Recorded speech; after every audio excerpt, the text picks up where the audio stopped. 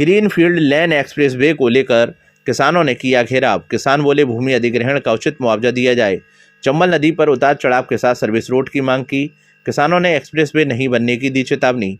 NHAI की ओर से greenfield 6 लेन expressway बनाया जा रहा है। एक्सप्रेसवे को लेकर राजस्थान के धौलपुर जिले के किसानों ने विरोध शुरू कर दिया। धौलपुर जिले के राजाखेड़ा उपखंड क्षेत्र के गनहेंदी, मछरिया, हनुमानपुरा, छावरी, ढाकेकापुरा सहित आसपास के गांव के सैकड़ों किसान और महिलाएं सोमवार को धौलपुर कचहरी परिसर पहुंचे।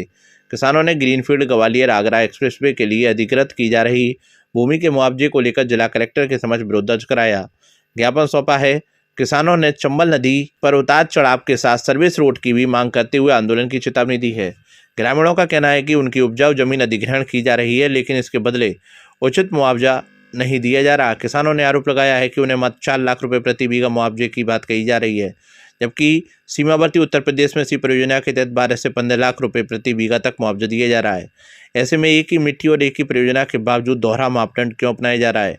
ग्रामीणों ने साफ शब्दों में कहा कि यदि उनकी जमीन का सही और न्याय संगत मुआवजा नहीं दिया गया तो वे एक्सप्रेसवे निर्माण का विरोध करेंगे और सड़क नहीं बनने देंगे।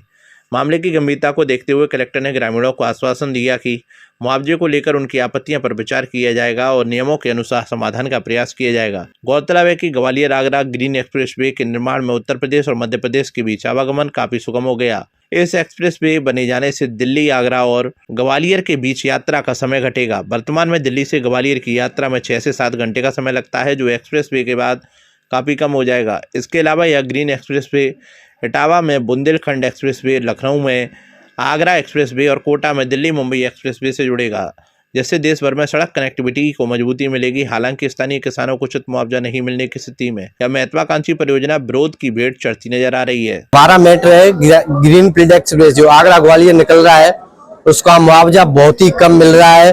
कहीं 4 लाख है, कहीं 2 लाख है, कहीं 3 लाख है और हमें इससे संतुष्ट नहीं है। हमें मुआवजा यूपी की तरह, जो यूपी में 25 लाख 20 लाख के करीब मिल रहा है, उसी आधार पर नहीं मिलता है, जबकि हम यूपी बॉर्डर के पास ही है। हमारी जमीन 30 लाख के करीब की है जो आज उसकी जो रेट है, लेकिन सरकार हमें 3 लाख 4 लाख से दे रही है। हम इससे संतुष्ट नहीं, तो रोड निकलने देंगे। जब तक हमें मुआवजा सही नहीं मिलेगा, जब तक हम न सुनेंगे सरकार की, चाहे मर जाएंगे चाहे मिट जाएंगे, लेकिन हम रोड नहीं निकलने देंगे जब तक हमें उचित मुआवजा जो मिलेगा नहीं। राजाखेड़ा क्षेत्र से होकर जो ग्रीनफील्ड एक्सप्रेसवे निकल रहा है, उसके मुआवजे के लिए आज कलेक्टर साहब के यहाँ सभी ग्रामीण वासी, महिला, पुरुष, युवा वर्ग, हमारे बुजुर्ग, माता पिता तुल्य सभी लोग आए हुए हैं। और निवेदन ये है कि ये मुआवजे की जो राशि है, इससे डीएलसी रेट बढ़ी नहीं है सन 2020 से यहाँ पे कोरोना के बाद से, और मुआवजा इतना कम है कि वो वहां से उस खेत को 5 बीघा खेत देने के बाद एक मकान नहीं खरीद सकते। रोजी रोटी का संकट है, पानी की पहले ही समस्या थी, अब ये किसान खेतों से भी अपना मतलब हाथ धो बैठेगा। तो आज कलेक्टर साहब से निवेदन करने आए हैं, कोर्ट के माध्यम से भी आर्बिट्रेशन एक्ट में कि इसमें मुआवजे की राशि बढ़ाई जाए, जिससे किसान को न्याय और उसके साथ ये अन्याय होने से बचे। भरभराकर ढहा पक्का मकान, मलबे में दबने से पिता की मौत व मासूम बेटी गंभीर रूप से घायल। अन्य लोगों को ग्रामीणों ने सकुशल बाहर निकाला। धौलपुर जिले के सैपू उपखंड के पड़ाका गांव में सोमवार तड़के एक हृदय विदारक हादसा हो गया। यहां एक पक्का मकान अचानक ढह जाने से मलबे में दबकर 30 वर्षीय युवक की दर्दनाक मौत हो गई, जबकि उसकी 12 वर्षीय पुत्री गंभीर रूप से घायल हो गई। घायल बच्ची को नाजुक हालत में जिला अस्पताल रेफर किया गया। जानकारी के मुताबिक हादसा सोमवार तड़के करीब देवी सिंह पुत्र लाखन सिंह अपनी पुत्री 12 वर्षीय किरण के साथ घर में सो रहा था। इसी दौरान मकान के पीछे की दीवार अचानक धंस गई, जिससे छत की पट्टियां टूटकर सीधे पिता पुत्री पर आ गिरी। मलबे के नीचे दबने से दोनों गंभीर रूप से घायल हो गए और चीख पुकार मच गई। धमाके की आवाज सुनकर ग्रामीण मौके पर पहुंचे और हाथ कार्य शुरू किया। सूचना मिलते ही सैपू थाना SHO प्रविंद्र रावत पुलिस जाब्ते के साथ मौके पर पहुंचे। ग्रामीणों की मदद से मलबे को हटाकर पिता पुत्री को बाहर निकाला गया, लेकिन तब तक देवी सिंह दम तोड़ चुका था। पुलिस ने सबको कब्जे में लेकर सैपू राजकीय सामुदायिक स्वास्थ्य केंद्र की मोर्चरी में रखवाया। हादसे में घायल किरण को तत्काल सैपू अस्पताल ले जाया गया। यहाँ प्राथमिक उपचार के बाद उसकी गंभीर स्थिति को देखते हुए चिकित्सकों ने जिला अस्पताल रेफर कर दिया। बता दें कि जिस समय मकान ढहा, उस समय परिवार के आधा दर्जन लोग अलग अलग जगह चारपाइयों पर सो रहे थे। हादसा होने के बाद ग्रामीणों ने अन्य लोगों को सकुशल बाहर निकाला, लेकिन हादसे में एक की मौत हो गई और एक मासूम गंभीर रूप से घायल हो गया। सैपू थाना SHO प्रविंद्र रावत ने बताया कि परिजनों की मौजूदगी में पोस्टमार्टम की कार्रवाई की जा रही है। अचानक हुए इस हादसे से मृतक के परिवार में कोहराम मचा हुआ है। ये 4 बजे की घटना है। एकदम आवाज आई तो खटिया में थे, हम उठ के मकान गिरने की आवाज आई थी। हाँ, मकान गिरने की आवाज आई तो एकदम हम उठे हम आए तो एक बच्चा बाहर सो रहा चिल्लायो तो हम आए तो जहाँ सब 6 प्राणी हमन निकाल रहे साहब, और जा प्राणी की पता नहीं पता देवी सिंह की जे आए के पुलिस ने निकाला है। तब जाको सबूत ना मिलो, लठिया मिल गई, बैटरी मिल गई, मोबाइल मिल गई, तब पता लगो जी जई में गो बांट निकालने के लिए, पशुओं के लिए जो बांट बना, पशुओं के लिए बांट निकालने के लिए। पड़ाका गांव में देवी सिंह सनोफ लाखन का मकान था जी। वो उसमें 2 कमरे थे, तो एक कमरे में तो दूसरे परिवार के सो रहे, इसमें ये सुबह के करीब गया है तो अचानक वो पट्टियां भरभरा के गिर गई। ये ढह गया मकान। मकान ढह गया, इसमें इसकी दबने से इसकी मृत्यु हो गई। और इसमें घायल भी है बच्ची इसकी घायल है जी। उसको इलाज के लिए भर्ती। रास्ते में कीचड़ से होकर स्कूल जाने को मजबूर बच्चे। एक तरफ सरकार पढ़ेगा इंडिया तो बढ़ेगा इंडिया का नारा देती है, वहीं धौलपुर जिले के सैफू उपखंड स्थित नुनेरा गांव की तस्वीरें कुछ और ही हकीकत बयां कर रही हैं। यहाँ विकास के दावे सरकारी फाइलों में दबकर रह गए हैं और मासूम बच्चे हर दिन कीचड़ से जंग लड़कर स्कूल जाने को मजबूर हैं। नुनेरा गांव के विद्यालय मार्ग पर लंबे समय से जलभराव की समस्या बनी हुई है। स्कूल जाने वाला मुख्य रास्ता किसी तालाब से कम नजर नहीं आता। छोटे छोटे बच्चे स्कूल जाते समय कीचड़ में फिसल कर गिर जाते हैं। कीचड़ में सने कपड़ों और चोटिल शरीर के साथ बच्चे रोते हुए स्कूल पहुंचने को मजबूर हैं। ग्रामीणों का आरोप है कि उन्होंने अपनी इस पीड़ा से जिला प्रशासन और उपखंड प्रशासन को बार बार अवगत कराया है, लेकिन अधिकारियों के कानों पर जूं तक नहीं रेंगी। प्रशासन की अनदेखी से आक्रोशित ग्रामीणों और विद्यार्थियों ने विद्यालय मार्ग पर एकत्रित होकर प्रशासन के खिलाफ जमकर नारेबाजी की और प्रदर्शन किया। ग्रामीणों का साफ कहना है कि अब वे खोखले आश्वासनों से मानने वाले नहीं हैं। कई साल से आ रहे हैं, यहाँ पर पानी का वो नहीं स्वाब नहीं हो रहा है और यहाँ पर कई सारे बच्चे गिर पड़ते हैं। 5 साल हो गई और हम पढ़ने भी नहीं आ पाते हैं सही से, बच्चे गिर जाते हैं। विद्यालय का ये पानी भरा है, 5 साल हो गए, अभी स्थिति बहुत खराब है। पर हमें कोई भी जब वर्षा पड़ती है होती है तो हम गिर जाते हैं खांचे में, तो चोट लग जाती है, फिर हमारे विद्यालय नहीं है पास। स्थिति बनी हुई है 5 साल से। इस स्कूल की स्थिति को लेकर बच्चों के साथ में खड़े हुए हैं, क्योंकि हमारे गांव के स्कूल की स्थिति है काफ़ी टाइम से 5 साल से हो गई, आज तक ना प्रशासन ने कोई ध्यान दिया, ना ग्राम पंचायत से मिले हुए कोई भी अधिकारियों ने ध्यान दिया। स्थिति खराब है। मैंने इसकी गुहार बच्चों के साथ में, क्योंकि ये मुझे पता है कि मेरे गाँव का भविष्य है, यदि मेरे गाँव का भविष्य सही नहीं होगा तो मेरा गाँव बहुत पीछे रह जाएगा। इसलिए मैं इन बच्चों के साथ खड़ा हूँ। मैंने इनकी शिकायत एसडीएम साहब को भी दे ली, कलेक्टर साहब को भी दे ली, लेकिन ये 5 साल से यही क्रम चला आ रहा है। कई एसडीएम आए, कई कलेक्टर आए, लेकिन आज तक इस समस्या का कोई समाधान नहीं किया।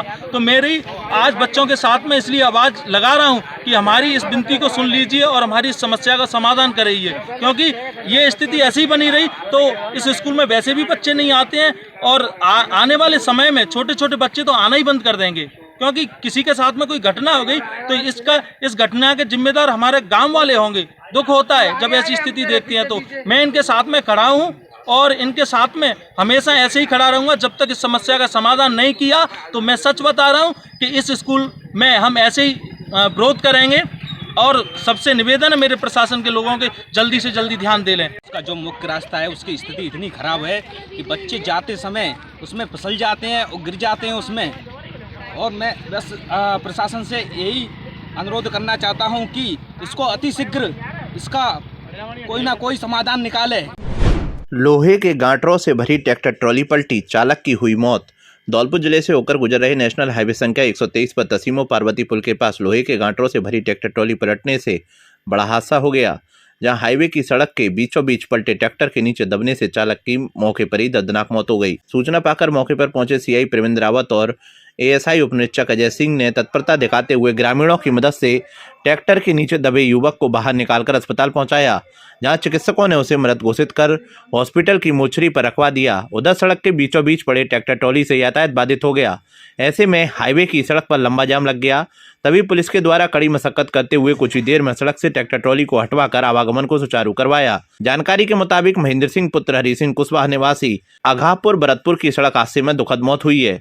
बताया गया कि वह ट्रैक्टर ट्रॉली में लोहे की गांटर भरकर ले जा रहा था, तभी पार्वती पुल के समीप ट्रैक्टर ट्रॉली अनियंत्रित होकर सड़क के बीचों बीच पलट गए। जैसे ही ट्रॉली सहित ट्रैक्टर सड़क पर उल्टा हुआ तो चालक महेंद्र सिंह भी नीचे दब गया, जिससे उसकी मौत हो गई। घटना की भनक मिलते ही बड़ी संख्या में महेंद्र की ससुराल, खादर निवासी महिला, पुरुष व अन्य रिश्तेदार मौके पर पहुंच गए, जहां अस्पताल में जुटे लोगों में बुरी तरह कोहराम मचा रहा।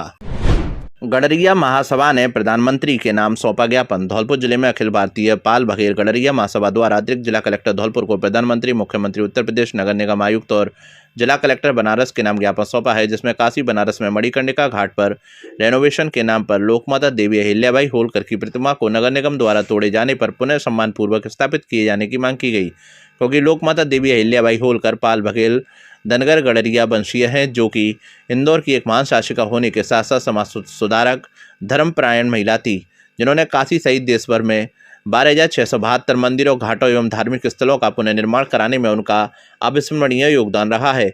ऐसी महान विभूति की प्रतिमा को तोड़ा जाना समस्त पाल बघेल धनगर गडरिया समाज के लिए अपमानजनक है। उन्होंने मांग की है कि इस पूरे प्रकरण की निष्पक्ष एवं उच्च स्तरीय जाँच कराई जाए, दोषी अधिकारियों के विरुद्ध कठोर कार्रवाई की जाए, साथ ही लोकमाता देवी अहिल्याबाई होलकर की प्रतिमा को पुनः सम्मानजनक पूर्वक स्थापित किया जाए।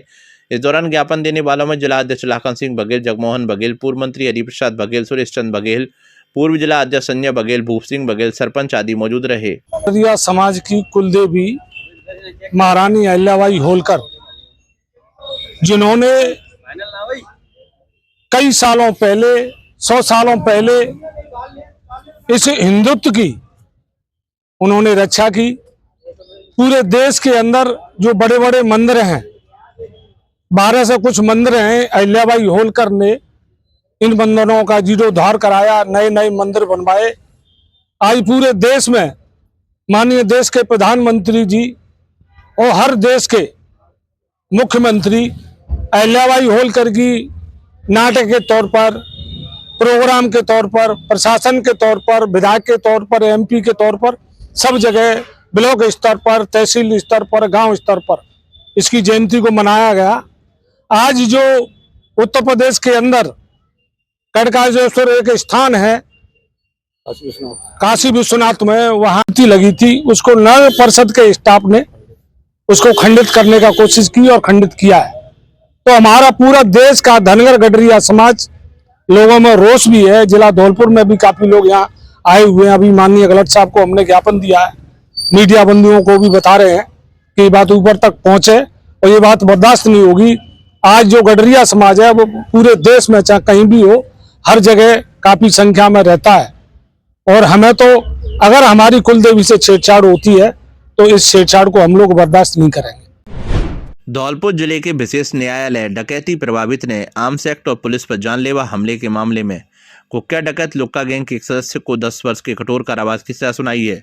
न्यायाधीश राकेश गोयल ने राजवीर उर्फ रज्जू पुत्र दीवान सिंह निवासी चिंगा का अड्डा अतराजकापुरा थाना कंचनपुर को यह दंड सुनाया। विशिष्ट लोक अभियोजक सतीश शर्मा ने बताया कि यह मामला वर्ष 2024 में बसेड़ी थाने में दर्ज किया गया था। आरोपी राजवीर पर अवैध हथियार रखने, विभिन्न गंभीर धाराओं के आरोप थे। विवेचना में सामने आया कि आरोपी डकैत लुक्का गैंग का सक्रिय सदस्य था और आपराधिक गतिविधियों में संलिप्त रहा है। पुलिस ने आरोपी को पिपरौन पुलिया के पास से अवैध हथियार और जिंदा कारतूस के साथ गिरफ्तार किया था। गिरफ्तारी के दौरान आरोपी ने पुलिस टीम पर हमला भी किया, जिसके साक्ष्य न्यायालय में प्रस्तुत किए गए। अभियोजन के पक्ष द्वारा प्रस्तुत ठोस साक्ष्यों, गवाहों के बयानों और विस्तृत विवेचना के आधार पर न्यायालय ने आरोपी को दोषी ठहराया। न्यायालय के इस फैसले को डकैती प्रभावित क्षेत्र में अपराधियों के खिलाफ एक कड़ा संदेश माना जा रहा है। पुलिस और अभियोजन पक्ष ने इस कानून व्यवस्था को मजबूत करने की दिशा में एक महत्वपूर्ण कदम बताया है। न्यायालय श्रीमान डकैती प्रभावित क्षेत्र धौलपुर के विशिष्ट न्यायाधीश श्री राकेश गोयल द्वारा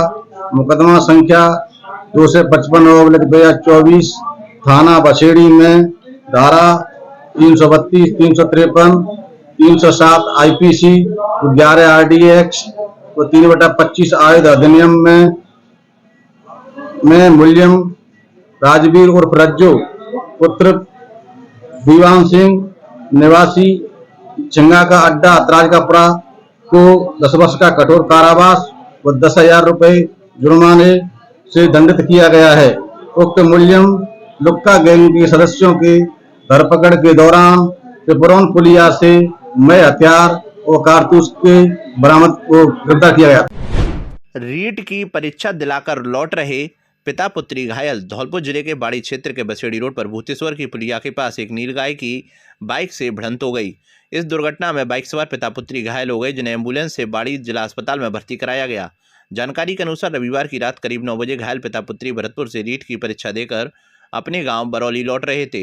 इस दौरान हादसे का शिकार हो गए। अस्पताल में भर्ती बरौली निवासी 55 वर्षीय सरोज सिंह पुत्र नवल सिंह मीणा ने बताया कि वह अपनी बेटी सपना को नीट की परीक्षा दिलाने के लिए रविवार को भरतपुर गए थे। शाम को पारी की परीक्षा 5:30 बजे समाप्त हुई, जिसके बाद वे शाम 6 बजे भरतपुर से रवाना हुए। रविवार रात करीब 9 बजे भूतेश्वर की पुलिया के पास सड़क पर अचानक आई नीलगाय से उनकी बाइक टकरा गई। दुर्घटना में सरोज सिंह और उनकी बेटी सपना दोनों घायल हो गए।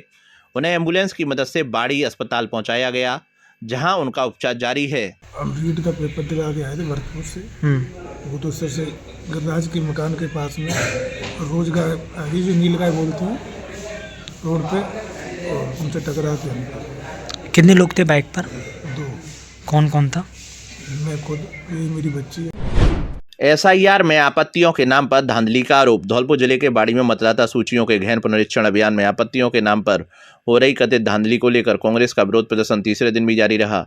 जिला कांग्रेस सेवा दल के पदाधिकारियों ने उपखंड अधिकारी भगवत शरण त्यागी को ज्ञापन सौंपा है। उन्होंने फर्जीपाड़े को रोकने और भ्रम भय व असंतोष की स्थिति समाप्त करने की मांग की है। कांग्रेस सेवा दल के जिला महासचिव अभिषेक यादव के नेतृत्व में दिए गए ज्ञापन में आरोप लगाया गया कि स्पेशल इंटेंसिव रिवीजन का उद्देश्य मतदाता सूची को शुद्ध और पारदर्शी बनाना है, जबकि कुछ असामाजिक और स्वार्थी तत्व इस प्रक्रिया की आड़ में वैध, जीवित और नियमित मतदाताओं के नाम हटाने के लिए फर्जी आपत्तियां लगा रहे हैं। कांग्रेस का कहना है कि इन आपत्तियों के कारण आम नागरिकों का संवैधानिक मताधिकार प्रभावित हो रहा है और लोकतांत्रिक व्यवस्था की निष्पक्षता पर सवाल उठ रहे हैं। मतदाताओं को जारी किए जा रहे नोटिस से भ्रम, भय और असंतोष की स्थिति पैदा हो रही है। सेवा दल के पदाधिकारी परवेज पठान, निजामुद्दीन खान, शब्बीर बाबा, मोहम्मद शकील और राकेश अजर ने मांग की है कि प्रशासन मतदाता सूची के नाम हटाने से पहले आपत्तियों की गहन जांच और भौतिक सत्यापन करें। उन्होंने फर्जी आपत्तियां लगाने वालों के खिलाफ कार्रवाई की भी मांग की है। कांग्रेस ने यह भी कहा कि किसी भी वैध मतदाता का नाम बिना उचित सुनवाई और ठोस प्रमाण के नहीं हटाया जाना चाहिए। ये हमने सभी लोगों ने ज्ञापन दिया है जिन साहब को, ये SIR फॉर्म बाबत दिया है। जो SIR में जो आपत्तियां दी के लिए नोटिस निकाले गए हैं मतदाताओं के लिए, वो गलत निकाले गए हैं। उनमें जो प्रार्थी हैं उनके पता नहीं है कहाँ के नंबर है, कोई केरल से बोलता है, कोई कर्नाटक से बोलता है, यानी जो आपत्तियां हैं वो सब गलत दी गई हैं। जब सब मतदाता यहीं हैं, जीवित है, सब यहीं रह रहे हैं। हमारा निवेदन यही है DM साहब से कि ये जितने भी मतदाता हैं उन सबको वंचित ना रखें, सबको मताधिकार का प्रयोग करने का अधिकार दें और उनके SIR फॉर्म की गहन परीक्षण अध्ययन करके अच्छी तरह और BLO साहब को उनको कहें। आज एसडीएम साहब ज्ञापन इसलिए दिया है जो SIR 2026 की निर्वाचन आयोग के द्वारा की गई, उसके SIR पूरी होने के बाद जो आपत्तियां मांगी गई वो आपत्ति सारी फर्जी थी।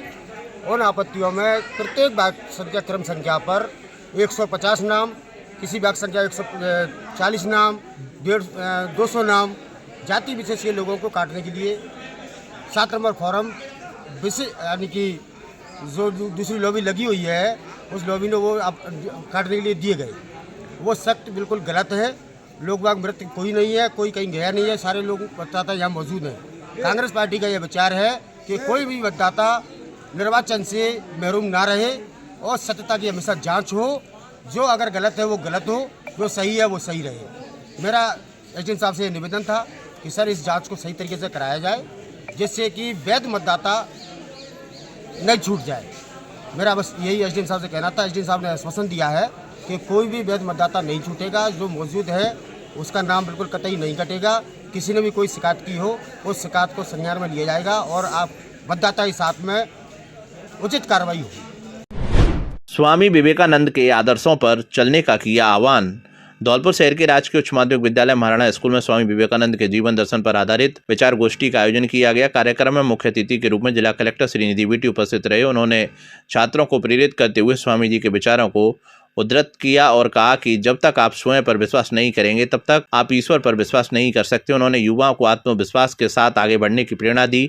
समारोह में मुख्य वक्ता के रूप में उपस्थित भरतपुर विभाग कुटुंब प्रबंधन संयोजक अनुराग शर्मा ने स्वामी विवेकानंद के व्यक्तित्व एवं कृतित्व पर विस्तार से चर्चा की। उन्होंने स्वामी जी के आध्यात्मिक क्षेत्र में योगदान और विश्व पटल पर भारतीय संस्कृति को स्थापित करने उनके प्रयासों का विस्तृत वर्णन किया। इस अवसर पर विशिष्ट अतिथि के रूप में मौजूद सेवानिवृत्त जिला शिक्षा अधिकारी अरविंद शर्मा और सेवानिवृत्त जिला न्यायाधीश अशोक सक्सेना ने भी अपने विचार व्यक्त किए।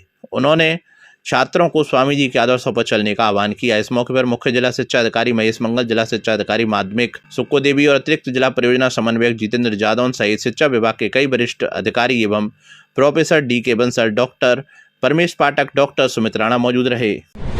नो पार्किंग जोन में वाहन खड़े किए तो होगी कार्रवाई।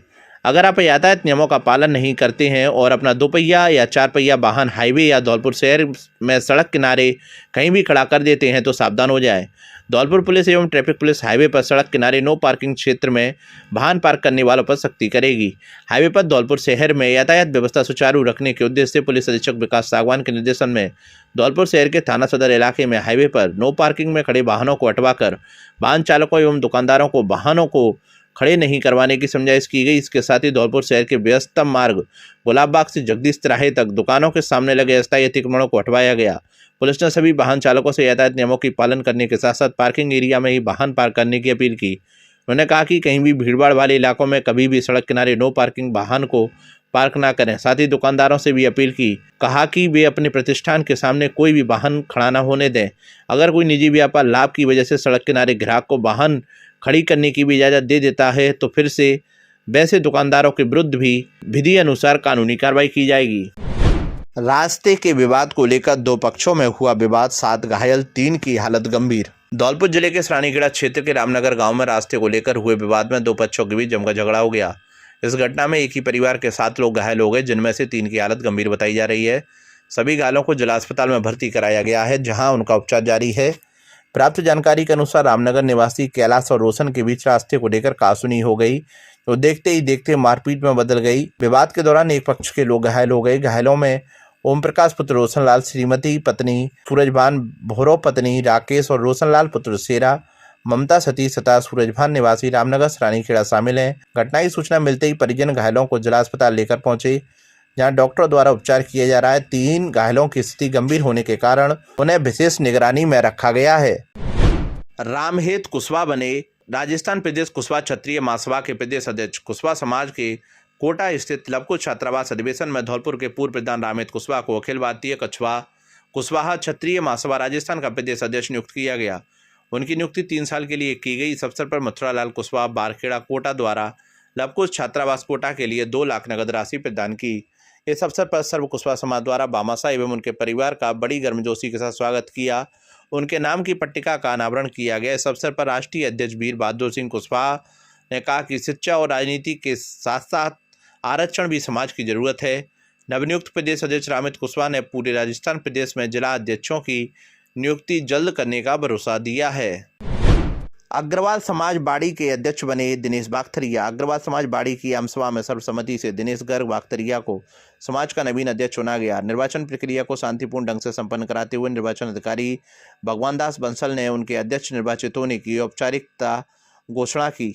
दिनेश गर्ग बागथरिया के अध्यक्ष चुने जाने पर समाज में हर्ष की लहर दौड़ गई। समाज के लोगों ने एक दूसरे को मिठाई खिलाकर खुशी जाहिर की।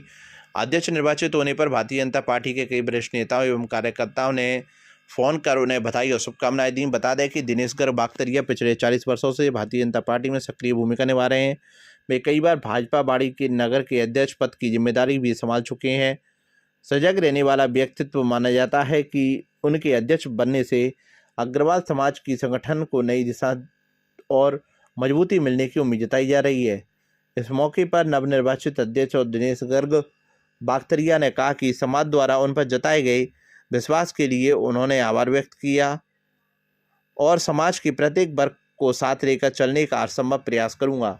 समाज की एकता, विकास और सेवा मेरी सर्वोच्च प्राथमिकता रहेगी।